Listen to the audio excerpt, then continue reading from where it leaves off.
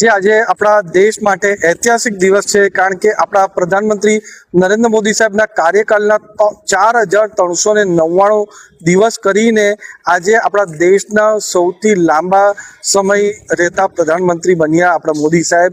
નહેરુજી 4398 દિવસ રહ્યા હતા અને ઇન્દિરા ગાંધીજી 4077 દિવસ રહ્યા હતા.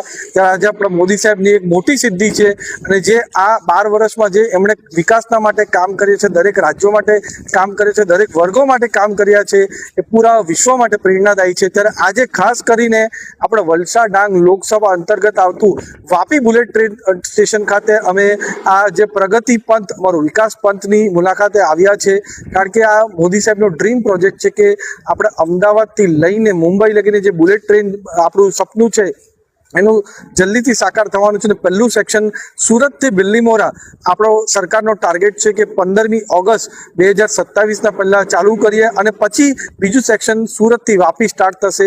તો આ પૂરા વિસ્તારની અંદર જે આપણા લોકો ટ્રાવેલ કરે છે એમને ટ્રાવેલમાં પણ એકદમ એમને સેફટી મળશે.